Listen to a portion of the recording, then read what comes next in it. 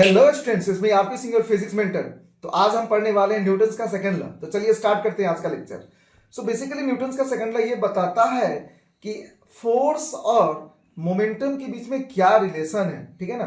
तो ये बताता है सर क्या कि फोर्स किसी भी ऑब्जेक्ट पे जो लगता है, ये मान लो कि अपने पास एक ऑब्जेक्ट यहाँ पर रखा हुआ है इस टेबल के सरफेस पे, और ये फोर्स हमने पीछे से यहाँ पर इस पे लगाया है, ठीक ना। तो एक पुशिंग फोर्स है, ये एक तरह का पुशिंग फोर्स है। तो जब इसे ऑब्जेक्ट पे फोर्स लगेगा तो ये ऑब्जेक्ट पहले से रेस्ट में था, तो इसकी मोमेंटम क्या होगी? ऑब्वियसली इसकी मोमेंटम जीरो होगी, ठीक है ना। तो अब किसी ऑब्जेक्ट पे अगर फोर्स लगाओगे तो उससे क्या होगा? उसका मोमेंटम या तो बढ़ जाएगा या तो हो सकता है उसका मोमेंटम मैग्नीट्यूड में घट जाए या डायरेक्शन चेंज हो जाए। तो फोर्स और मोमेंटम के बीच में क्या रिलेशन होगा, ये कौन बताता है? बेसिकली न्यूटन्स का सेकेंड लॉ। तो बेसिकली न्यूटन का सेकेंड लॉ अपने को फोर्स कितना है ये मेजर करके देता है, और मेजर करने के लिए अपन लोग को फोर्स और मोमेंटम का रिलेशन चाहिए, ठीक है ना। तो पहले मोमेंटम क्या है वो देख लेते हैं, उसके बाद देखेंगे कि फोर्स और मोमेंटम के बीच में क्या रिलेशन है।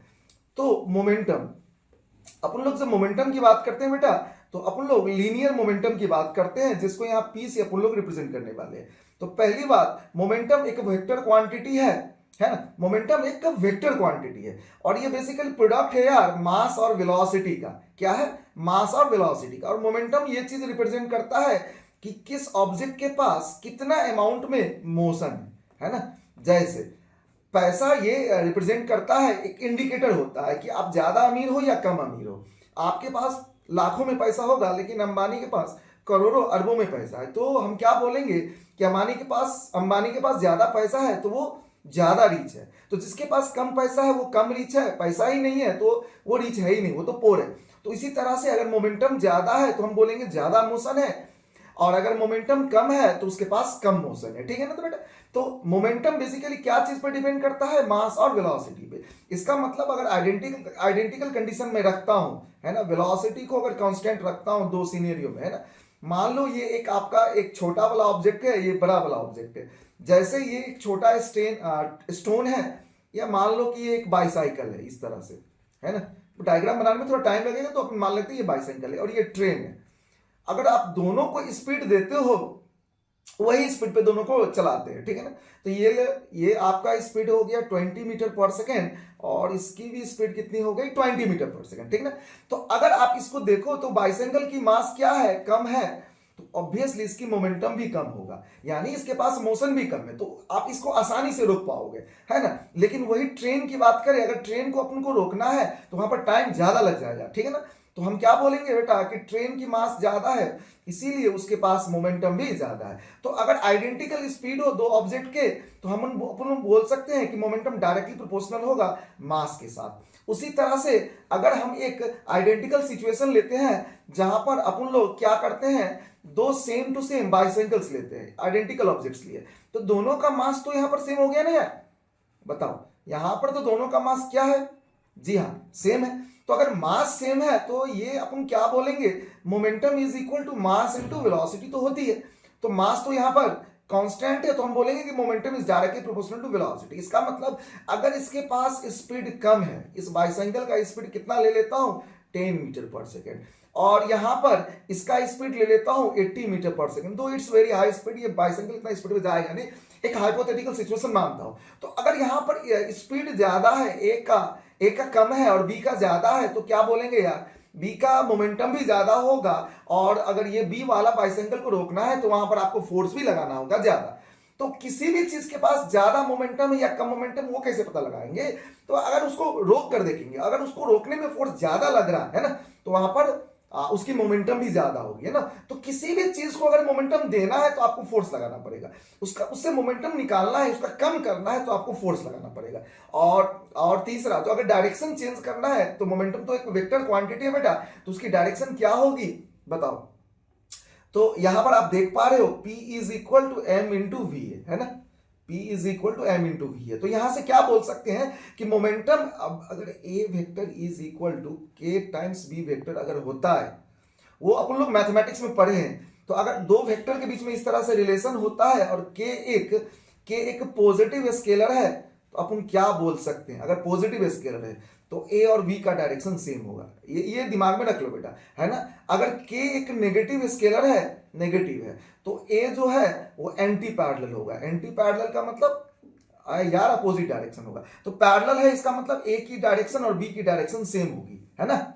ए और बी की डायरेक्शन क्या होगी, सेम होगी। अगर एंटी पैरेलल है तो ए यार आगे है तो बी जो है वो पीछे होगा, है ना। एंटी पैरेलल का मतलब अपोजिट डायरेक्शन में होगा अगर के की वैल्यू नेगेटिव है। तो अपन लोग क्या बोलेंगे बेटा कि मोमेंटम की जो डायरेक्शन होती है वो वेलोसिटी की डायरेक्शन होती है। और वेलोसिटी की डायरेक्शन किधर होगी, ऑब्जेक्ट जिधर की ओर जा रहा है। जैसे मान ले यार कि ये ऑब्जेक्ट आगे की ओर जा रहा है, इसका मोमेंटम भी आगे होगा। अगर ये ऑब्जेक्ट पीछे की ओर जा रहा है ना, तो इसकी मोमेंटम भी पीछे की ओर ही होगी, है ना। अगर ये ऑब्जेक्ट ऊपर की ओर जा रहा है, ठीक है ना, तो इसकी मोमेंटम भी ऊपर की ओर होगी। तो जो डायरेक्शन वेलोसिटी का होता है, मोशन ऑफ द ऑब्जेक्ट का होता है, वही वेलोसिटी का होता है और वही मोमेंटम का डायरेक्शन होता है। तो समझ ले यार कि मोमेंटम एक वेक्टर क्वांटिटी है।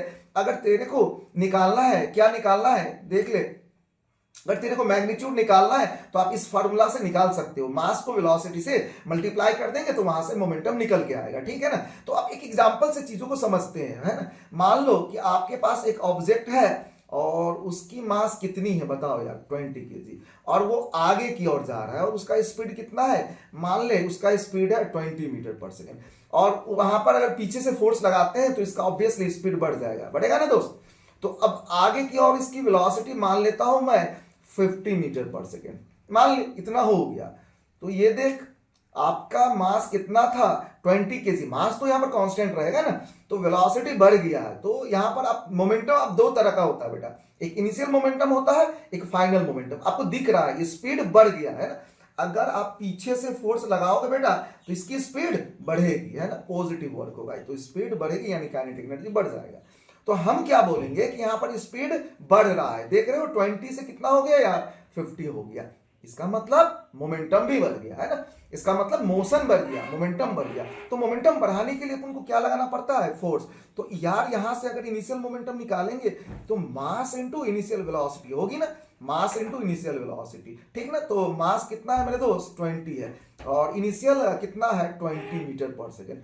अब मान ले हम आगे को पॉजिटिव लेते हैं ना, तो ये कितना हो जाएगा बेटा प्लस 2 2 जा 400 है ना केजी मीटर पर सेकेंड। और तो ये वेक्टर क्वांटिटी है तो तेरे को इसका डायरेक्शन देना पड़ेगा। प्लस का मतलब आगे को हम ईस्ट मान लेते हैं, आगे इधर ईस्ट को मान लेते हैं, ठीक ना। तो यहां से क्या निकलेगा मेरे दोस्त, यहां से इसका डायरेक्शन निकल के आएगा 2 2 जा 4 है ना, ठीक है ना, 400 केजी मीटर पर सेकेंड ड्यू किधर की और ईस्ट की ओर, ठीक ना। अब ये वाला मोमेंटम तू देख ले बेटा, फाइनल मोमेंटम है। ये फाइनल मोमेंटम का मतलब मास इंटू फाइनल वेलोसिटी, ठीक ना।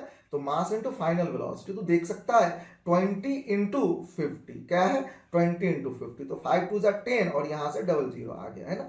तो केजी मीटर पर सेकेंड। पहले आपके पास कितना मनी था 400, अब 1000 हो गया। मनी जैसे बढ़ा है वैसे यहां पर समझ ले कि मोमेंटम बढ़ा है। तो कितने से बढ़ा है, वो तो चेंज इन मोमेंटम तो निकालना पड़ेगा यार। ये जो वैल्यू है पॉजिटिव आ रहा है क्योंकि आगे को तो अपन लोग प्लस माने हैं ना। तो ये पॉजिटिव आने का मतलब अब देख रहे हो आप मोमेंटम का डायरेक्शन नहीं चेंज हुआ है, सिर्फ मैग्नीट्यूड चेंज हुआ है। तो अपन लोग क्या बोलेंगे बेटा, चेंज इन मोमेंटम कितना होगा, चल निकाल ले यार। तो चेंज इन मोमेंटम का फॉर्मूला हो जाएगा final minus initial, final minus initial. तो फाइनल कितना है बता दे यार 1000 है ना, और ये प्लस में रखेंगे मैग्नीट्यूड और सॉरी डायरेक्शन को, यहां पर ये प्लस डायरेक्शन को रिप्रेजेंट कर रहा है। ये फॉर्मूला का माइनस हो गया बेटा, और इनिशियल कितना था 400 और ये प्लस इसके डायरेक्शन को रिप्रेजेंट कर रहा है। तो 1000 में से 400 जाएगा तो कितना होगा मेरे दोस्त 600 केजी मीटर पर सेकेंड। आंसर प्लस आया ना मेरे दोस्त। तो इसका मतलब हो गया 600 केजी मीटर पर सेकेंड। तो ड्यू किधर हो गया यार, ईस्ट की ओर हो गया। इसका मतलब आप देख रहे हो यहाँ पर फोर्स भी ईस्ट के डायरेक्शन में ही लग रहा था, है ना। डायरेक्शन क्या है, सेम है। तो प्लस माइनस से अपन लोग आराम से क्या कर सकते हैं, अगर वेक्टर्स स्ट्रेट लाइन में है तो वेक्टर्स लॉ ऑफ जो एडिशन है उसको बाईपास कर सकते हैं और डायरेक्टली अपन लोग आंसर निकाल सकते हैं। तो change in momentum is also a vector quantity my dear, याद रखिए चेंज इन मोमेंटम भी एक वेक्टर क्वांटिटी है। और सर मान लो कि इस प्रोसेस में अपने को कितना टाइम लगा, 10 सेकेंड टाइम लगा। तो अब न्यूटन का क्या कहना था कि जो फोर्स होगा वो होगा delta P by delta T, है ना, delta P by delta T. तो कितना है मेरा दोस्त, चेंज इन मोमेंटम 600 है और डेल्टा टी यानी कि 10 सेकेंड है, तो ये केजी मीटर पर सेकेंड, एंड ये आपका यह 1 सेकेंड हो गया, ये इस तरह से। तो यहां से ये कितना निकला मेरे दोस्त 60, और यहां पर तो 2 सेकेंड है, तो केजी मीटर पर स्क्वायर सेकेंड।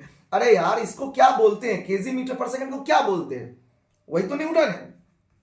तो बेसिकली वो 60 न्यूटन हो गया। तो यहां से क्या समझना है कि आपको यूनिटरी मेथड से समझ ले यार, 10 सेकेंड में चेंज इन मोमेंटम कितना है, तो देख ले 600 का है ना, केजी मीटर पर सेकेंड का। तो बता यार 1 सेकेंड में मोमेंटम कितना से चेंज करेगा, unitary method obviously 600 divided by 10, खटा कट गया ना बेटा, तो 60 से चेंज करेगा। तो 1 सेकेंड में जितना से मोमेंटम चेंज करता है बेटा, वही फोर्स है। फोर्स क्या है, चेंज इन मोमेंटम, जो कितने सेकेंड में आता है, 1 सेकेंड में आता है, उसी को क्या बोलते हैं बेटा, फोर्स। तो बेसिकली अपन लोग देख रहे हैं कि मोमेंटम और फोर्स के बीच में एक रिलेशन है, और कैसा रिलेशन है, तो डायरेक्टली प्रोपोर्शनल का रिलेशन है, ठीक है ना।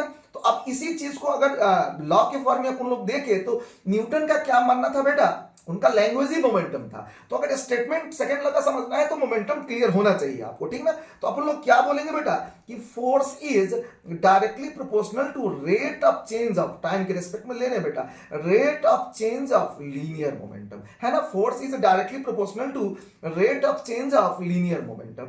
अगर आप इसको सॉल्व करोगे तो क्या आएगा, साइन ऑफ प्रोपोर्शनलिटी को हटाएंगे यार, है ना। तो फोर्स इज इक्वल टू के times delta P into delta T, है ना, delta P into delta T. अब यहां पर क्या है बेटा कि अपन लोग फोर्स का यूनिट अगर ऐसा ले कि के का वैल्यू 1 आए, तो अपन क्या बोलेंगे कि हम यहां पर 1 न्यूटन और के इंटू डेल्टा पी का वैल्यू 1 यूनिट 1 केजी मीटर पर सेकेंड, है ना दोस्त, और ये टाइम 1 सेकेंड। तो यहां से के का वैल्यू कितना निकल के आएगा, 1 निकल के आएगा। तो आप अगर यहां पर के का वैल्यू आप 1 रखते हो, तो ये फोर्स का फॉर्मूला हो जाएगा के का value 1 into delta P bye basically delta T, है ना। तो फोर्स का फॉर्मूला क्या क्या निकल के आता है, क्योंकि आप ज्यादा टाइम के लिए ले रहे हो बेटा, तो ये एवरेज फोर्स को रिप्रेजेंट करेगा। तो फोर्स का वैल्यू हो जाएगा delta P by delta T. तो ये कहना क्या चाहता है, इस चीज को समझने के लिए एक चार्ट बनाते हैं ना, एक चार्ट बनाते हैं, वहां से समझ में आएगा, बेहतर कनेक्ट कर पाएंगे अपन लोग। ये लो हम यहाँ पर कंपेरिजन करने वाले हैं, और मान ले कि ये सारे केसेस में अपन लोग टाइम का जो इंटरवल है बेटा वो 1 सेकेंड रखते हैं ना। तो मान लीजिए कि आपका इनिशियल मोमेंटम कुछ है और फाइनल मोमेंटम कुछ है, तो ये आपको मान लो यूनिट का वाइज है ना 20 ऐसा यूनिट में ले, तो पहले इनिशियल मोमेंटम कितना था 20 था, और फाइनल कितना हो गया बेटा 40 हो गया। अगले केस में लेते हैं बेटा, तो ये हो जाएगा 20, और अगले केस में इसको कितना मान लेते हैं 60 मान लेते हैं, और अगले केस में ये 20 लेते हैं और ये 80 मान लेते हैं, ठीक ना। तो अभी सभी केसेस में चेंज इन मोमेंटम निकालते हैं। यहां पर 20 से 40 हुआ बेटा, चेंज इन मोमेंटम कितना हुआ सारे ऐसा यूनिट में, तो 40 माइनस 20 कितना होगा, ऑब्वियसली अगर डायरेक्शन सेम है तो 20 होगा। यहां पर चेंज इन मोमेंटम 20 है। अब ये देखो यार 20 से 60 हुआ है मेरे दोस्त, तो कितना चेंज इन मोमेंटम हुआ, 20 था 60 हुआ, तो 60 माइनस 20 यहां पर चेंज इन मोमेंटम 40 का है। यहां पर देख ले मेरे दोस्त 20 से 80 हुआ है, समझ रहे हो, 20 से कितना हुआ है 80 हुआ है, तो कितना से चेंज हुआ है 60 से। तो देख रहे हो आप यहां पर चेंज इन मोमेंटम डबल हुआ है। उसके बाद अगर आप थर्ड केस में देखो तो चेंज इन मोमेंटम ट्रिपल हुआ है, यहाँ 2 से मल्टीप्लाई हुआ, यहाँ 3 से। और अपन लोग टाइम सारे केसेस में 1 लेते हैं, 1 सेकंड का लेते हैं ना, टाइम सारे में 1 सेकंड लेते हैं। तो अपन को अगर क्या न्यूटन का क्या मानना था कि छोटा चेंज इन मोमेंटम के लिए आपको छोटा फोर्स चाहिए, है ना, टाइम 1 सेकंड ले रहे, छोटा चेंज इन मोमेंटम के लिए छोटा फोर्स चाहिए, ज्यादा चेंज इन मोमेंटम करना है तो ज्यादा फोर्स चाहिए। ऑब्वियसली अगर आप किसी भी ऑब्जेक्ट पर ज्यादा फोर्स लगाओगे वो इमीडिएटली अपना स्पीड बढ़ा देगा, बढ़ाएगा कि नहीं। तो अगर वो इसका स्पीड बहुत ज्यादा हो गया, इसका मतलब उसका मोमेंटम भी बहुत ज्यादा हो गया, तो छोटा फोर्स से आप छोटे मोमेंटम पे रीच कर सकते हो अगर वो ऑब्जेक्ट पहले से रेस्ट में है तो, और बड़े फोर्स से आप बड़े मोमेंटम पे रीच कर सकते हो। तो हम क्या बोलेंगे बेटा, मान लो कि यहां पर फोर्स अपने को कितना लगा है, मान लेते हैं x लगा है ना, यहां पर फोर्स x लगा है। तो इस सिचुएशन में चूंकि यहां पर फोर्स देख रहे हो सेकंड केस में डबल हुआ है ना बेटा, फोर्स कितना हुआ है, sorry change in momentum double हुआ है ना, तो फोर्स भी डबल हो जाएगा। तो 2 से मल्टीप्लाई कर ले दोस्त, तो 2 से मल्टीप्लाई करेगा तो यहां 2x फोर्स लगेगा।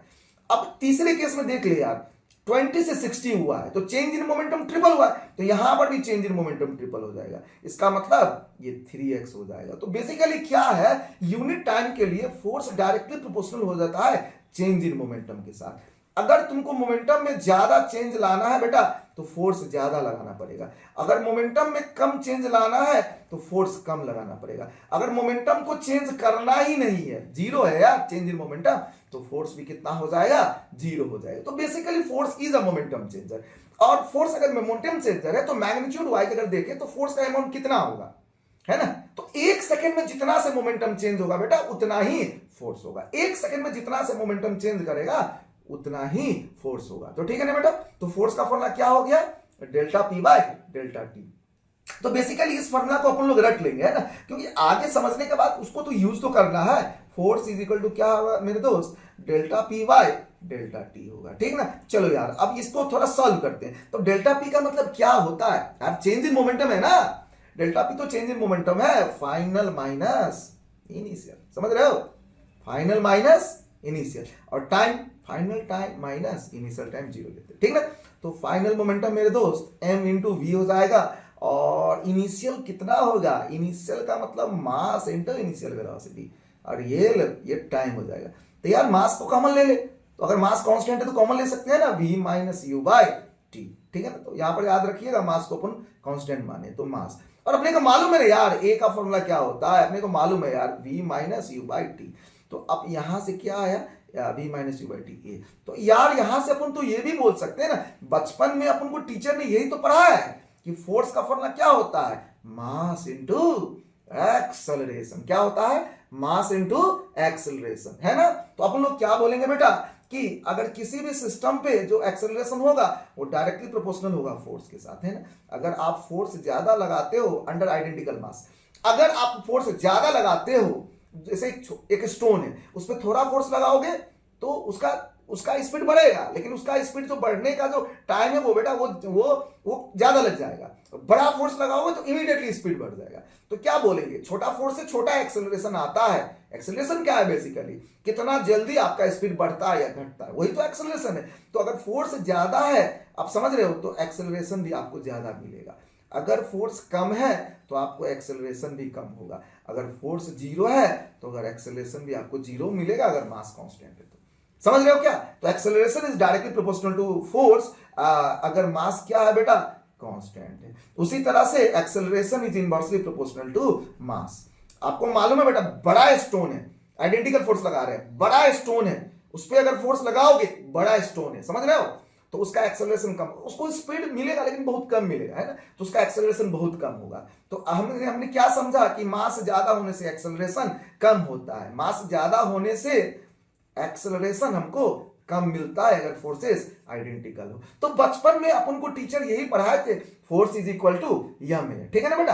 अब थोड़ा क्या करते हैं यार, ये एवरेज फोर्स के लिए हो गया, कौन सा फोर्स, एवरेज फोर्स के लिए हो गया, है ना। अब थोड़ा क्या करते हैं बेटा, थोड़ा आगे बढ़ते हैं और इंस्टेंटेनियस फोर्स की बात करते हैं। तो सर ये क्या है, ये क्या है इंस्टेंटेनियस फोर्स, है ना, ये क्या है। तो अपन पढ़े, अभी तो पढ़े बेटा, फोर्स की वैल्यू कितनी होती है, delta P by delta T, है ना, फोर्स की वैल्यू होती है delta P by delta T. अब अपन लोग क्या करेंगे बेटा, डेल्टा टी का टाइम जो है लिमिट वो बहुत छोटा रखेंगे, है ना। ये जो टाइम है ये बहुत छोटा रखेंगे। अगर इस टाइम को अपन लोग बहुत छोटा रखते हैं, टेंड्स टू जीरो, तो यार इसी का नाम पड़ जाएगा इंस्टेंटेनियस फोर्स, है ना। और ये हो जाएगा बेटा dp बाय dt। तो अगर डेरिवेटिव फॉर्म में देखे यार, ये कांस्टेंट और वेरिएबल सभी के साथ डील कर सकता है, तो बेस्ट इक्वेशन होता है वो डेरिवेटिव फॉर्म में ही होता है। और न्यूटन का कैलकुलस वो एक फाउंडेशन बेस है बेटा मैकेनिक्स का, तो आपको डेरिवेटिव के साथ फ्रेंडशिप करना ही पड़ेगा। तो आप किसी भी पल का अगर फोर्स निकालते हो बेटा, अपन बाइसाइकिल चलाते हैं ना,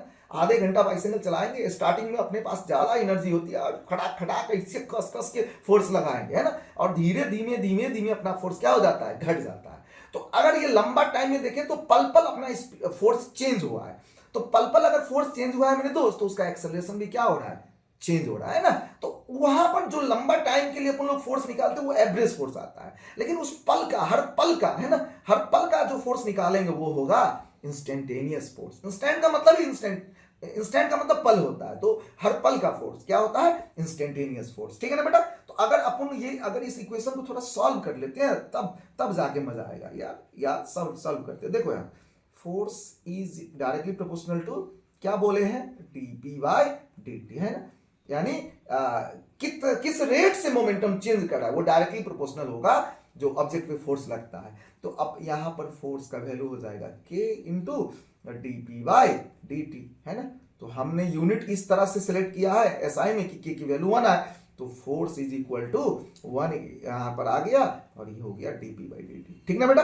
तो आपको तो मालूम है ना, आपको तो मालूम है ना यार कि मोमेंटम क्या है, प्रोडक्ट ऑफ मास और वेलोसिटी। चलो यार रख लेते हैं। तो ये d और यहां पर p की जगह पर क्या आ गया m इंटू वी और नीचे में आ गया dt। ठीक है ना मेरे दोस्त। तो अगर आपको तो चेन रूल मालूम होगा ना, चेन रूल में अपन क्या बोलते हैं बेटा बताओ। यहां पर आपको देख रहा है अगर दोनों वेरिएबल है तो अपन क्या बोलेंगे, 1 बाय 1 बाहर निकालेंगे ना। तो जैसे एक मास बाहर निकलेगा इधर हो जाएगा dp बाई dt, ये है ना चेन रूल, है ना। सॉरी चेन रूल बोल रहा है, प्रोडक्ट रूल। ये जो बेटा है प्रोडक्ट रूल है ना। तो प्रोडक्ट रूल अपने को मालूम है क्या है, मास इनटू वेलोसिटी। तो यहां पर आप देख लो बेटा v बाहर निकल जाएगा तो ये क्या हो जाएगा बेटा dm बाई dt। तो बेसिकली अगर फोर्स का इक्वेशन देखा जाए तो ये है अपना फोर्स का इक्वेशन।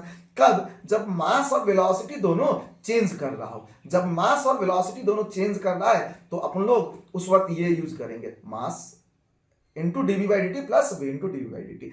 अब बेटा केस 1 मान लेते हैं कि वेलोसिटी कांस्टेंट है। मान ले यार कि वेलोसिटी कांस्टेंट है। तो अगर वेलोसिटी कांस्टेंट है तो इस इक्वेशन में अपन लोग रखते हैं ना, इक्वेशन नंबर 1 में रखते हैं। तो force is equal to m into, और देख ले यार ये तो कांस्टेंट है तो कांस्टेंट का डेरिवेटिव कितना हो जाएगा 0 प्लस v इंटू मेरे दोस्त dm बाई dt होएगा, बराबर होएगा ना। तो ये फोर्स का वैल्यू कितना आया मेरे दोस्त v into dm by dt। तो यही वाला फॉर्मूला अपन लोग रॉकेट में लगाते हैं बेटा, यहाँ जहां पर v क्या है रिलेटिव वेलोसिटी होता है और dm बाई dt क्या है जिस रेट से वहां पर मास बर्न कर रहा है। ठीक है ना। तो वहां पर थ्रस्ट फोर्स के लिए अपन लोग यही वाला इक्वेशन यूज करते हैं। हालांकि वहां पर सिचुएशन थोड़ा बहुत अलग है तो आगे डेरिवेशन में अपन लोग देखने वाले हैं। तो अगला देख ले यार केस नंबर 2। ये केस नंबर 2 में अपन लोग क्या करेंगे बेटा, वेलोसिटी कांस्टेंट है ना। अब केस 2 में यार ये रख लेते हैं कि मास क्या है कांस्टेंट है। तो फोर्स इज इक्वल टू क्या हो जाएगा m dv by dt plus v into dm by dt होगा ना। तो अपन लोग वेलोसिटी को कांस्टेंट, मास को कांस्टेंट रखें। तो यार अगर मास कांस्टेंट है तो ये क्या होगा बता यार, ये तो dv बाई dt तो एक्सेलरेशन होता है ना v और dm बाई dt 0 होता है। तो यहाँ पर m इंटू ए आ जाएगा। तो यार ये फॉर्मूला आप रखो, याद रखो कि force is equal to m एक स्पेशल कंडीशन है, सेकंड लॉ का स्पेशल कंडीशन है। ये आप तभी लगा सकते हो बेटा जब मास क्या है कांस्टेंट। अपन को क्या लगता है force is equal to m ही सेकंड लॉ, नहीं वो तो स्पेशल कंडीशन है बेटा ना। Force is equal to m। हमने क्या बोला है, हमने बोला है कि सर अगर मास कांस्टेंट है तो dm बाई dt ये तो 0 हो जाएगा क्योंकि कांस्टेंट का डेरिवेटिव 0 होता है और force is equal to m होता है। ठीक है ना बेटा। तो ये हो गया आपका दूसरा कंडीशन। और अगर अब दोनों चेंज कर रहा है, अगर दोनों चेंज कर रहा है तो आपको ये वाला जो force is equal to m dv by dt plus dm by dt है, ये आपको एक जनरल केस है, ये आपको लगाना पड़ेगा। ठीक है ना। तो अब दोस्त आगे बढ़ते हैं। अब देखते हैं मोमेंटम टाइम ग्राफ को देखते हैं और थोड़ा समझने की कोशिश करते हैं। ग्राफ के दृष्टिकोण से अगर देखा जाए मेरे दोस्त, ग्राफ के दृष्टिकोण से अगर देखा जाए तो क्या होगा बताओ। हाँ सर ये लो बनाते हैं ग्राफ, अच्छे से बनाएंगे ग्राफ। आजा मेरे दोस्त आजा, ग्राफ ये लो, ये बन गया है ना, ये तो बन गया। अब मैंने ये क्या किया है, यहाँ पर कुछ लाइंस ड्रॉ किए हैं ना, यहाँ पर मैंने कुछ लाइंस ड्रॉ किए हैं। ये लो बनाता हूं, ये लो, ये एक आपको लाइन दिख रहा होगा।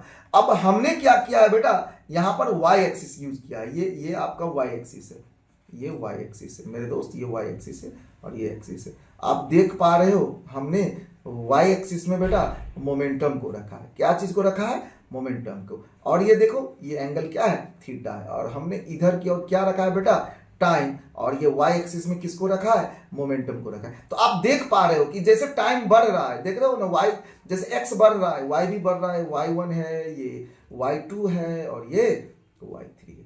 तो हमने क्या देखा बेटा, जैसे x बढ़ रहा है, हमने देखा जैसे x बढ़ रहा है ना, x बढ़ रहा है तो उस हिसाब से y भी बढ़ रहा है।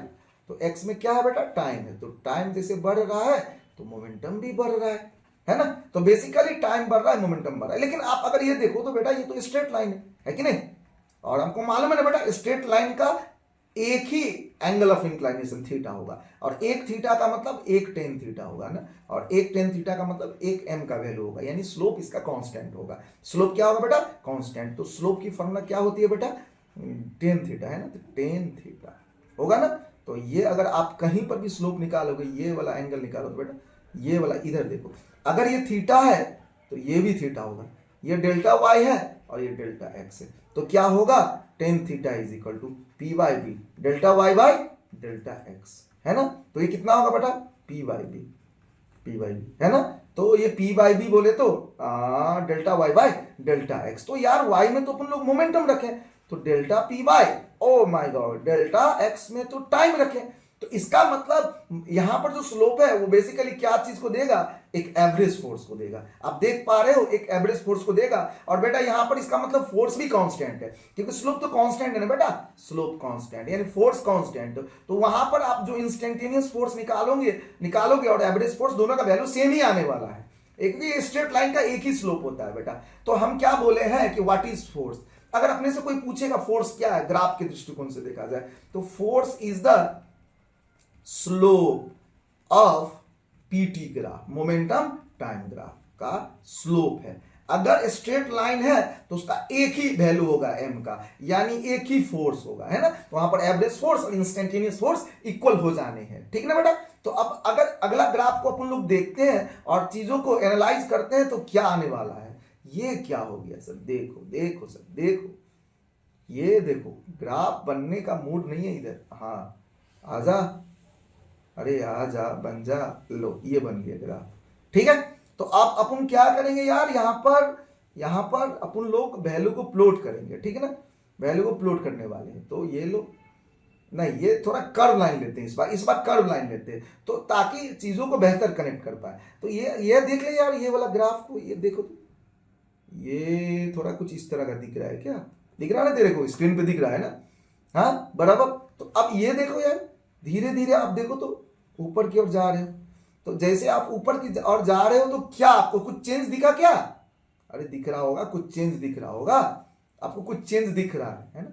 ये ग्राफ धीरे धीरे हॉरिजॉन्टल हो रहा है ना, यहां पर जाकर ऐसे पैरेलल टू एक्स एक्सिस हो रहा है ना।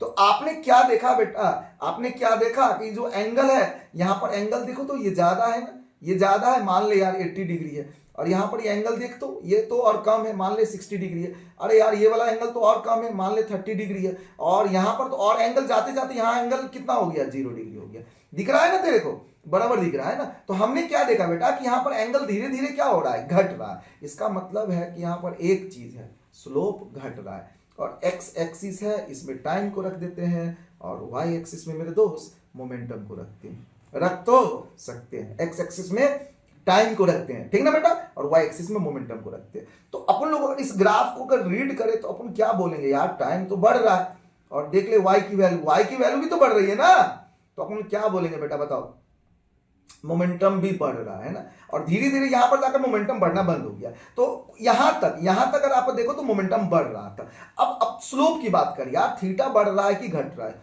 ओहो थीटा तो घट रहा है, अगर थीटा घटेगा मेरे दोस्त तो बता दे टेन थीटा बढ़ेगा कि घटेगा, अगर थीटा घटेगा तो टेन थीटा भी तो घटेगा, अगर टेन थीटा घट गया, समझ रहे हो बेटा, टेन थीटा घटा तो स्लोप घटा, और स्लोप घटने का मतलब फोर्स घट रहा है। तो इस ग्राफ में अपन लोग क्या देख रहे हैं बेटा कि धीरे धीरे मोमेंटम तो बढ़ रहा है और फोर्स घट रहा है। ये तब होगा जब एक ऑब्जेक्ट पे फोर्स लग रहा होगा, देखो इसकी वेलोसिटी इधर है और फोर्स भी इधर लग रहा होगा, है ना, तो गुड फोर्स है तो ये तो इसका स्पीड बढ़ाएगा ही ना, मोमेंटम तो बढ़ाएगा, और अगर हम फोर्स की मैग्नीट्यूड को घटा रहे हैं तो फिर भी स्पीड बढ़ेगा ना, क्योंकि गुड फोर्स है वो तो स्पीड बढ़ाएगा ही ना।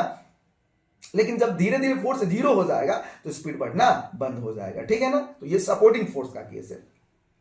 अरे यार तू अगला ग्राफ देख ले, ये वाला ग्राफ देख ले, तो अगर आप ये वाला ग्राफ देखोगे तो क्या निकल के आएगा मेरे दोस्त, ये वाला ग्राफ देखोगे तो क्या निकल के आएगा, देखो, अरे सर ग्राफ क्यों नहीं आ रहा है बताओ, ये ड्रॉ करो, ये आ गया ले, ये बन गया ना डायग्राम, बराबर। अब मैं क्या करूंगा यार इस केस में, इस बार क्या करूंगा, ऐसा वाला ग्राफ ले लेता हूं ना, अरे ये भी सही नहीं बना, अभी रुक, अभी दूसरा डायग्राम बनाता हूं, ये ले, हौले हौले हौले हौले हौले हौले धीरे धीरे ऊपर ले जाओ। तो अपन को क्या दिख रहा है, या इस ग्राफ को है ना थोड़ा एनालाइज करते हैं, ये एक्स है और ये वाई है, ठीक है ना। तो आप इसमें मोमेंटम को रख दो और इसमें टाइम को रख दो, और देखो यार देखो आप धीरे धीरे देखो क्या हो रहा है, देख लो धीरे धीरे क्या है, मोमेंटम तो बढ़ रहा है ना, मोमेंटम तो बढ़ रहा है, यानी ये गुड फोर्स है, मोमेंटम बढ़ रहा है, यानी ये ब्लॉक है और इस पे इसकी वेलोसिटी इधर है और फोर्स भी इधर ही लग रहा है ना। और हमने यहां पर क्या किया, देखो यार ये एंगल है, ये एंगल कितना है, जैसे मान ले 10 डिग्री है, इधर वाला एंगल देख, ये तो बढ़ रहा है ना 30 डिग्री, और इधर वाला देख ले यार 70 डिग्री, इधर वाला देख ले एंगल 80 डिग्री। तो धीरे धीरे अपन लोग क्या देख रहे हैं बेटा कि एंगल बढ़ रहा है, तो धीरे धीरे क्या करेंगे, टाइम जैसे बढ़ रहा है, अरे यार y का वैल्यू भी तो बढ़ रहा है ना, देख रहे हो ना, ये तो y है, y का भी वैल्यू बढ़ रहा है। तो जैसे टाइम बढ़ रहा है बेटा, मोमेंटम भी बढ़ रहा है ना, और मोमेंटम के साथ साथ तो थीटा भी बढ़ रहा है। तो अपन क्या बोलेंगे, थीटा बढ़ने का मतलब टेन थीटा बढ़ रहा है, और टेन थीटा बढ़ने का मतलब समझ रहे हो बेटा, टेन थीटा बढ़ने का मतलब क्या होगा, हाँ इसका स्लोप बढ़ रहा है, यानी m की वैल्यू बढ़ रही है, यानी फोर्स भी यहां पर बढ़ रहा है। अरे यार ये तो गुड वर्क हो रहा है यहां पर, आप यहां पर गुड वर्क हो रहा है ना, देख रहे मोमेंटम बढ़ने का मतलब क्या है, वेलोसिटी का बढ़ना, यानी काइनेटिक एनर्जी का बढ़ना, और काइनेटिक एनर्जी अगर बढ़ रहा है तो नेट वर्क डन तो ऑब्वियसली यार ये तो पॉजिटिव ही होगा ना। तो पिछले ग्राफ में अपन लोगों ने भी देखा था, यहां पर भी मोमेंटम क्या हो रहा था, बढ़ रहा था, तो यानी वेलोसिटी भी बढ़ रही है ना, और वेलोसिटी बढ़ने का मतलब काइनेटिक एनर्जी भी बढ़ेगी, और इसका मतलब है चेंज इन काइनेटिक एनर्जी कैसा होगा, बढ़ रहा है मतलब पॉजिटिव होगा, तो वर्क डन भी कैसा होगा मेरे दोस्त, पॉजिटिव होगा। तो आप देख रहे हो यहां पर काइनेटिक एनर्जी बढ़ रहा है ना, कि सपोर्टिंग वर्क हो रहा है, सपोर्टिंग वर्क हो रहा है ना, गुड वर्क हो रहा है, पॉजिटिव वर्क हो रहा है। और इस ग्राफ में भी देखिए अपन लोग वर्क तो पॉजिटिव ही हो रहा था यार, वर्क तो पॉजिटिव ही हो रहा है, उम्मीद है कि आपको समझ आ रहा है ना। तो यहां से अपन लोग ग्राफ को एनालाइज कर सकते हैं और चीजों को बेहतर समझ सकते हैं, ठीक है ना। तो अब अगर अपन से कोई पूछेगा बेटा कि एवरेज फोर्स क्या है और इंस्टेंटेनियस फोर्स क्या है, ये ग्राफ से दिखाओ, तो मान ले यार तेरे को यहां पर फोर्स निकालना है इस पल का, है ना, इस पल का नाम दे देता हूं ए, तो यहां पर तेरे को फोर्स निकालना है, तो तू क्या करेगा बेटा, जहां पर तुमको फोर्स निकालना है वहां से एक टेंजेंट बना ले, ऐसे ऐसे टेंजेंट बना ले, ठीक ना, और यहां पर एक एंगल ले ले, मान लीजिए थीटा 1 है, तो वही फोर्स हो जाएगा, तो F1 इज इक्वल टू क्या हो जाएगा, टेन थीटा 1 बन गया।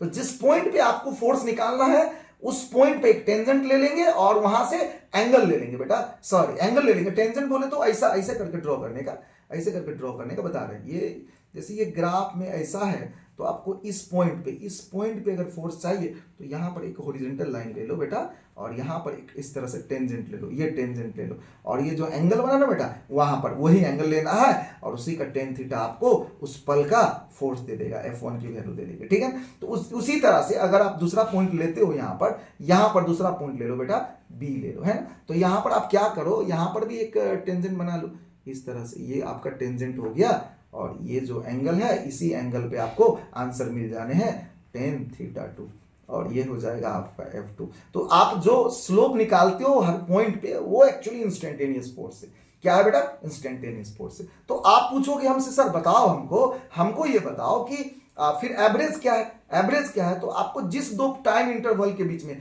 लेना है, ए और बी टाइम इंटरवल के बीच में, मतलब ये है आपका डेल्टा टी, ये ना हुआ डेल्टा टी, हाँ सर, और डेल्टा टी का मतलब यहां पर ये ट्रायंगल बनाना पड़ेगा, ये वाला ट्रायंगल बनेगा ना, ये ऐसा वाला ट्रायंगल बनेगा, ठीक है क्या, ये लाइन आपको दिख रहा है क्या, तो इसको अच्छे से यहां पर नीचे में बनाता हूं, रुको यार, ये नीचे में कुछ इस तरह का ग्राफ है आपको,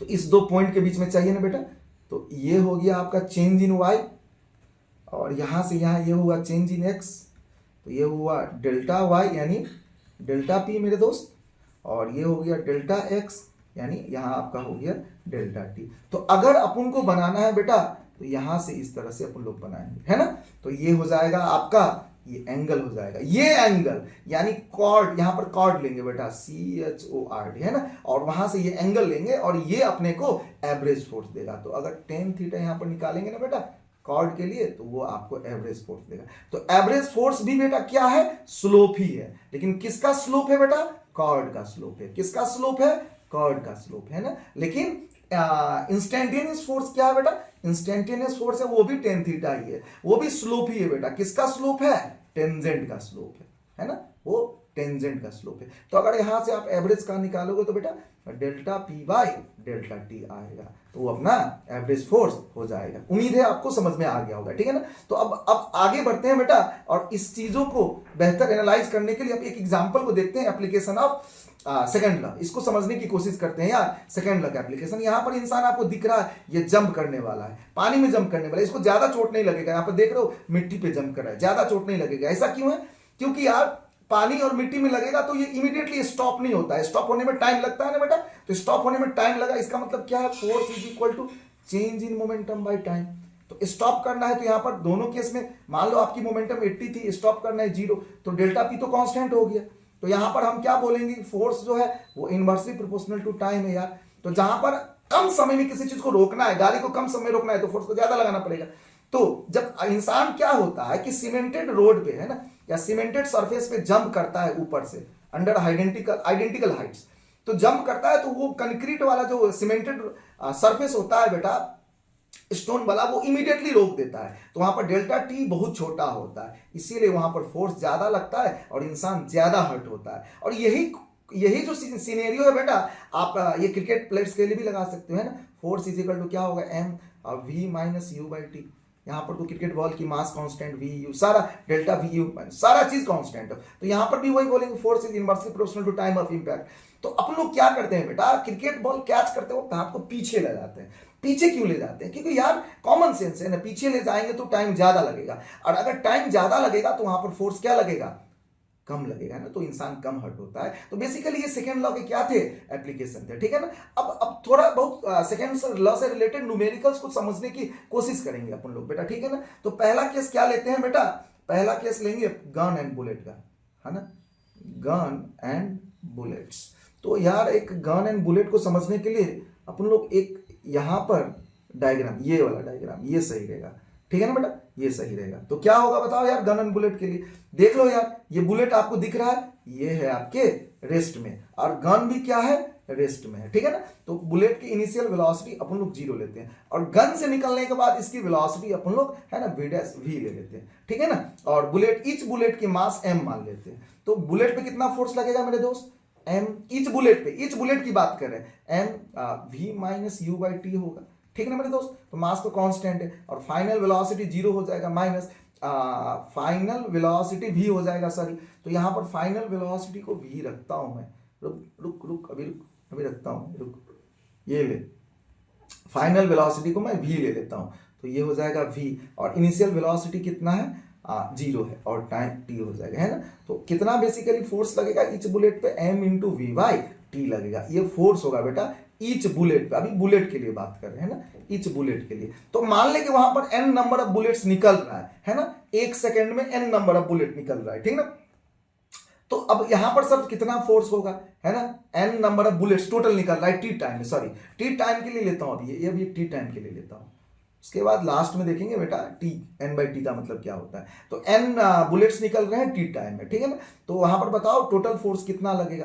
तो एक बुलेट पे फोर्स मालूम है अपने को कितना है? m into v by t. तो 2 पे कितना होगा? 2 into m into v by t, और 10 पे कितने होंगे? 10 इंटू, तो यहां पर n इंटू क्या हो जाएगा बेटा? m into v by t, है ना। ओके, अब यहां पर देख ले यार, ये n बाई टी क्या होगा? n is the total number of bullets जो टी टाइम में निकला है, m is the mass of each bullet, and v is the velocity of each bullet जो गन से बाहर निकला है, और t क्या है बेटा? टाइम है। तो यहां से f का जो वैल्यू है वो टोटल फोर्स आ जाएगा, वो हो जाएगा नंबर ऑफ बुलेट्स पर सेकंड। n बाई टी का मतलब हुआ नंबर ऑफ बुलेट्स पर second into mass into velocity, जिस वेलोसिटी से वो बुलेट बाहर निकल रहा है, ठीक है ना। तो इस चीज को अगर आप समझ लिए हो तो आप एक अब यहाँ पर अपन लोग न्यूमेरिकल देखने वाले हैं बेटा, है ना। तो यहाँ पर देखो, आप न्यूमेरिकल को देखोगे, अब बुलेट ऑफ इतना बोल रहा है और एवरेज फोर्स निकालने को बोला है, ठीक है ना। तो इस सवाल को समझते हैं बेटा। यहाँ पर आपको मास कितना दिया है? 0.005, ठीक है, विद स्पीड अप, और एक वुडन ब्लॉक से जाकर ये टकरा है। अरे ये क्या है सिचुएशन, आप इसको समझो यार, है ना। ये एक वुडन ब्लॉक है, ये एक वुडन ब्लॉक है, और इससे जाकर ये बुलेट टकरा है, तो ये बुलेट तो इसके अंदर चला जाएगा ना मेरे दोस्त। और मान लो कि ये जो बुलेट है ये v वेलोसिटी से आया था और कुछ अंदर चला गया, तो फाइनल वेलोसिटी तो इसकी 0 हो जाएगी, है ना।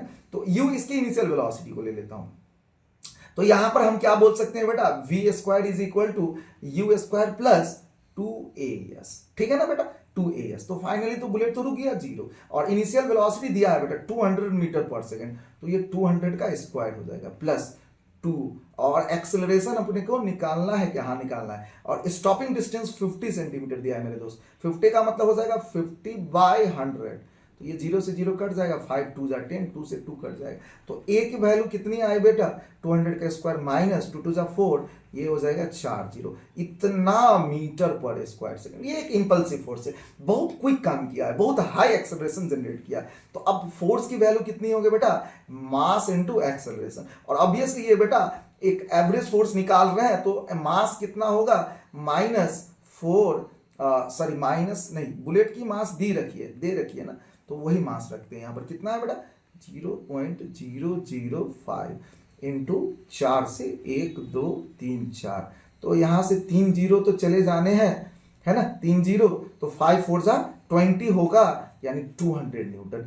इतना बेटा एवरेज फोर्स क्या लगेगा, हाँ ये लगेगा बुलेट पे लगेगा, उड़ के द्वारा, है ना।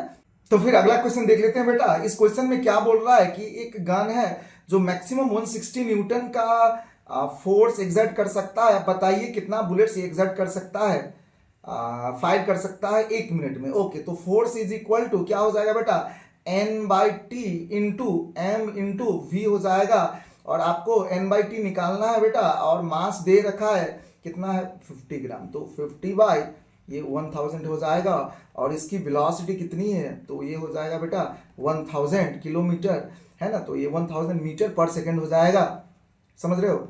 तो यहाँ से अपन का फोर्स कितना है 180, तो ये 3 0 से ये कैंसिल हो जाने हैं, ये 0 से 0 भी कैंसिल हो जाने हैं, तो N/T का वैल्यू कितना है बेटा 18/5। इतने बुलेट्स रिलीज होंगे 1 सेकेंड में, तो पर मिनट के लिए चाहिए तो आपको 60 से मल्टीप्लाई करने होंगे, तो ये आ जाएगा पर मिनट, है ना। तो 1 मिनट में तो ज्यादा बुलेट्स होंगे तो मल्टीप्लाई करेंगे, तो ये 12 से कट जाएगा बेटा, और 18 को 12 से मल्टीप्लाई करेंगे तो ये हमारा निकल के आएगा 216 बुलेट्स पर मिनट। ओके, तो ये अपना आंसर क्या हो गया 260 हो गया, ठीक है ना बेटा। अब अपन लोग क्या करते हैं, कुछ सवाल को यहाँ पर लेते हैं, उसके बाद आगे का कंसेप्ट देखेंगे बेटा। ये क्या बोल रहा है इस सवाल में, फोर्स निकालो जनाब, है ना, फोर्स निकालना है, तो फोर्स का फॉर्मूला क्या होगा बेटा, या मास इनटू एक्सेलरेशन। तो मास कितना दे रखा है बेटा 5 kg, और एक्सेलरेशन कितना है 2 है ना, 5 है और एक्सेलरेशन 2 है, तो ये 10 न्यूटन हो जाएगा। और बेटा ये इंपॉर्टेंट क्या है कि डायरेक्शन है, आपको ये डायरेक्शन ईस्ट की ओर दिया है एक्सेलरेशन का, और ये दोनों का डायरेक्शन हमेशा सेम होता है बेटा, तो ड्यू ईस्ट हो जाने हैं, ड्यू किधर हो जाना है, ईस्ट हो जाना है, ठीक है ना। तो अगला सवाल देखते हैं बेटा। इस सवाल में क्या पूछा है कि टाइम t = 3 सेकेंड पे, जी हाँ, मोमेंटम फोर्स निकालना है टाइम t = 3 सेकेंड पे, और मोमेंटम का इक्वेशन दिया है। तो फोर्स का फॉर्मूला क्या होता है बेटा, dp/dt होता है ना दोस्त। फोर्स का फॉर्मूला होगा dp/dt, तो यहां पर हम p पे लगा देंगे 3t² प्लस 4t प्लस 10, ये ना है dp/dt, है ना। तो बेटा यहां पर इसका डेरिवेटिव लेंगे तो 3 2 जा क्या हो जाएगा 6, तो ये हो जाएगा 6t प्लस यहां से 4 बाहर आ जाएगा, dt/dt 1 हो जाएगा, और कांस्टेंट का डेरिवेटिव 0 हो जाएगा, तो 6t प्लस 4 हो जाएगा, आ गया ना। तो आप अगर टाइम 3 सेकंड रखो तो ये क्या होगा 6 × 3 प्लस 4 हो जाएगा, तो 6 × 18 प्लस 4, तो ये हो जाएगा 22 न्यूटन। तो यहां से अपना फोर्स आ जाएगा, वो टाइम डिपेंडेंट होगा बेटा, और वो हो जाएगा 22 न्यूटन, ठीक है ना बेटा। तो अब आगे का जो कंसेप्ट है वो भी कंसेप्ट अपन लोग देख लेते हैं। ये है एक बंदर से रिलेटेड क्वेश्चन। एक मंकी है जो 20 kg का है, और वो शायद suspended to break if the mass exceed what is the maximum monkey can climb up. Okay, एक मंकी है जो क्लाइंब करने की कोशिश कर रहा है ना, और यहां पर आप समझ लो यार, आप अगर समझने की कोशिश करोगे तो यहां पर हम क्या बता सकते हैं बेटा, ये एक सपोर्ट ले लेता हूं मैं यहां पर, है ना, और यहां पर अगर आप देखोगे तो ये कुछ इस तरह का आपको दिखेगा, और यहां पर एक डोरी ले लेता हूं मैं इस तरह से, ये एक डोरी है, और एक मंकी है जो इस पे क्लाइंब करने की कोशिश कर रहा है, एक मंकी है जो इस पे क्लाइंब करने की कोशिश कर रहा है ऊपर की ओर, ठीक है ना। तो अगर आपको मालूम है बेटा, तो ये मंकी क्या करेगा, डोरी को नीचे तानेगा टी फोर्स से, तो डोरी भी इसको ऊपर तानेगा टी फोर्स से, और इस मंकी का वजन किधर होगा बेटा mg, नीचे की ओर होगा, है ना। तो ये मंकी क्या करना चाह रहा है बेटा, क्लाइंब करने की कोशिश कर रहा है ये मंकी, है ना, ऊपर की ओर जाने की कोशिश कर रहा है। तो क्या होगा बताया यार, तो यहां पर हम क्या बोलेंगे कि टी जो होगा वो बड़ा होगा, तो ये क्योंकि सिस्टम ऊपर की ओर एक्सेलरेट कर रहा है तो टी को बढ़ा लेंगे, तो टी ऊपर को प्लस लेंगे तो नीचे का क्या हो जाएगा बेटा माइनस, तो T minus M G will be equal to M A, ठीक है ना। तो यहां पर ब्रेकिंग वैल्यू दिया है वो बेटा 25 kg है ना, the rope will not break when a mass of 20 from it, the mass exceeds 20। हाँ, तो ब्रेकिंग टेंशन यहां से अपने को मालूम चल गया कितना है 25 kg, तो 25 kg का मतलब कितना हो जाएगा 250 है ना। एम यहाँ पर जो फोर्स है बेटा वो एम इंटू जी होगा ना, तो यहाँ पर 250 है ना, तो 25 इंटू 10 कितना आएगा 250 आएगा। तो माइनस जो ऑब्जेक्ट का मास है अभी कितना है बेटा, मंकी की मास बताओ 20 kg है, तो यहाँ पर 20 इंटू 10 लेंगे और mass of the monkey is 20 into जिस एक्सेलरेशन से मंकी जा रहा है, ठीक ना। सारा चीज यहाँ पर मंकी का ही मास लेना है, सिर्फ ब्रेकिंग टेंशन के लिए हम क्या करेंगे जो मैक्सिमम लिमिट है उसको लेंगे। तो यहाँ से 250 में से 200 गया तो बेटा 50/20 इज इक्वल टू ए, मेरे दोस्त कट गया तो ए का वैल्यू आ जाएगा 2.5 मीटर पर स्क्वायर सेकंड, तो ये हमारा आंसर हो जाएगा 2.5 मीटर पर स्क्वायर सेकंड। तो अब अगला सवाल देखते हैं बेटा, इस अगले सवाल में क्या बोलता है, ये क्या है, एक मंकी है जो नीचे आना चाह रहा है। अब की बार मंकी नीचे आएगा बेटा, अगर मंकी नीचे आना चाह रहा है तो इसका नीचे की ओर फोर्स mg होगा और ऊपर की ओर फोर्स t होगा, तो ये नीचे आ रहा है तो mg बड़ा होना चाहिए, तो mg minus T is equal to M A लिखेंगे ना बेटा, तो mg, ठीक है ना बेटा। तो मान लो यहाँ पर ब्रेकिंग स्ट्रेंथ दिया है 75% ऑफ द वेट, अगर वेट mg है बेटा मंकी की तो यहाँ पर ब्रेकिंग टेंशन उसका 75%, तो 75% का मतलब क्या हो जाएगा मेरे दोस्त, वो हो जाएगा 75/100 इंटू mg होगा ना, सो 25 3 25, तो ये हो जाएगा 3mg/4, तो ब्रेकिंग हो जाएगा 3mg/4 मेरे दोस्त, तो यहाँ से mg माइनस 3mg/4 हो जाएगा, that will be equal to m into A. तो यहाँ से बेटा m से m कट जाने हैं, तो यहाँ से a का वैल्यू आ जाएगा 4g माइनस 1g/g, तो बेटा ये कितना हो जाएगा बताओ यार, 4g माइनस 3g हो जाएगा ना बेटा, तो ये हो जाएगा आपका 4g माइनस 3g, और नीचे में कितना है a का वैल्यू, नीचे में कितना है, थोड़ा इसको करेक्शन करना पड़ेगा, ठीक है। चलो यार करेक्शन, ये नीचे क्या लिख लिया, हाँ लो ये, और ये नीचे में हो जाएगा 4g माइनस 3g/4, तो बेटा ये हो जाएगा g/4, ओके। सो एक्सेलरेशन का वैल्यू हो गया आपका g/4। अब थोड़ा जेट का देख लेते हैं, वाटर जेट से कितना फोर्स लगता है किसी भी एक सरफेस पे, है ना, वाटर जेट से कितना फोर्स लगेगा। तो मान लो यार ये एक सरफेस है इस तरह से, है ना, ये क्या है एक सरफेस है, और इस सरफेस पे अपन लोग क्या करने वाले हैं सर, इस सरफेस से, ये एक सरफेस है बेटा इस तरह से दिख रहा है क्या बराबर। तो अब यहाँ पर क्या करेंगे अपन लोग, है ना, ये इस सरफेस पे ऐसे करके यहाँ पर ऐसे रख देते हैं, ये सरफेस है, और मान लो कि ग्राउंड, उस पे ग्राउंड से वो कुछ एंगल से, है ना, एक वाटर पाइप से कुछ एंगल से इस तरह से पानी नीचे की ओर आ रहा है, इस तरह से मेरे दोस्त नीचे की ओर आ रहा है, और फिर इस तरह से ऊपर की ओर इस तरह से निकल रहा है कुछ एंगल के साथ बेटा, कुछ एंगल के साथ ऊपर की ओर निकल रहा है, ये एंगल आप थीटा मान लो, है, वाटर यहाँ से आ रहा है, और इसकी जो यहाँ पर जो क्रॉस सेक्शन एरिया है वो ए है, और यहाँ पर पानी की वेलोसिटी v है, और ये v वेलोसिटी से बाहर की ओर निकल जाएगा, ठीक है बेटा, ये v वेलोसिटी से बाहर की ओर निकल जाएगा। तो इसकी स्पीड कितनी है होगी वाटर की, v इज इक्वल टू जितना टाइम टी टाइम में एल ट्रेवल डिस्टेंस किया है तो L/T हो जाएगा। अब उसी हिसाब से अपन लोग सवाल को बनाते हैं, ठीक है ना बेटा। तो ये अगर फोर्स का फॉर्मूला तो अपने को मालूम है बेटा, मास इनटू एक्सेलरेशन होता है, वो तो मालूम है। तो मास का क्या रखेंगे रिलेशन, डेंसिटी इनटू वॉल्यूम रखेंगे, है ना। और जो ये इसकी जो एक्सेलरेशन है वो कैसे रखेंगे, है ना बेटा, इसकी एक्सेलरेशन को कैसे रखेंगे। तो अपन लोग अगर इसका एक्सेलरेशन निकालना है तो हमको चेंज इन वेलोसिटी को निकालना पड़ेगा। क्या निकालना पड़ेगा, तो v वेलोसिटी से इधर आ रहा है तो इधर का कंपोनेंट कितना होगा बेटा, v cos थीटा, समझ रहे हो, और इधर का कंपोनेंट कितना होगा, v sin थीटा होगा ना बेटा। अब अगर इधर की ओर जा रहा है तो इधर का कंपोनेंट कितना होगा, v cos थीटा, और ऊपर का कंपोनेंट कितना होगा, v sin थीटा। तो आप देख पा रहे हो बेटा यहाँ पर जो वेलोसिटी है वो x में चेंज नहीं हो रहा है, देख नहीं रहे हो, x में दोनों का वैल्यू v cos थीटा है ना, v cos थीटा। लेकिन अगर y में देखो तो ये v sin थीटा से नीचे आ रहा था, अब ऊपर जा रहा है v sin थीटा से। तो जो चेंज होगा वो वेलोसिटी में वो y की वजह से होगा, और वो चेंज कितना होगा v sin थीटा। अगर नीचे को प्लस लेंगे, है ना, अगर नीचे को प्लस लेंगे तो ऊपर को माइनस लेना पड़ेगा, तो v माइनस यू, है ना, तो v माइनस यू अगर अपन लोग, अच्छा ठीक है, ऊपर को प्लस लेते हैं, तो ऊपर को प्लस लेते हैं तो नीचे वाला माइनस हो जाएगा, minus minus v sin theta, तो ये हो जाएगा v sin थीटा, ठीक है ना बेटा। ऊपर को प्लस लिए और नीचे को माइनस लिए, तो फाइनल ये हो जाएगा माइनस, है ना, तो वेक्टर है ना बेटा, तो v sin theta minus minus plus, तो v sin थीटा ये हो जाएगा 2v sin थीटा। इतना चेंज इन वेलोसिटी होगा। तो यहां पर आते हैं वापस, मास का फॉर्मूला होगा डेंसिटी इनटू वॉल्यूम, ठीक है ना बेटा, और एक्सेलरेशन हो जाएगा change in velocity by time, ठीक है बेटा। तो डेंसिटी, वॉल्यूम का फॉर्मूला हो जाएगा, क्या होगा बेटा, एरिया इनटू लेंथ, है ना, by time t into change in velocity कितना है बेटा 2v sin थीटा, है ना, 2v sin थीटा, बाय क्या होगा बेटा 2v sin थीटा, बाय यहां पर अपना ये डेल्टा v हो गया 2v sin थीटा, बाय अपना यहां पर हम t रखेंगे, तो density volume is area into length, sorry यहां पर volume is area into length, तो यहां पर नीचे में t तो नहीं होगा ना बेटा, यहां पर t नहीं होगा, ठीक है। तो अब आगे अगर बढ़ते हैं तो यहां पर क्या निकलेगा, तो अपन लोगों को मालूम है बेटा टेंशन, ये हो जाएगा डेंसिटी, अच्छा इसको एक साथ रखता हूं, एरिया और इनटू, अरे बेटा लेंथ को एक साथ रखता हूं, तो लेंथ और टाइम को, तो ये l/t हो जाएगा, इनटू यहां पर हो जाएगा 2v sin थीटा।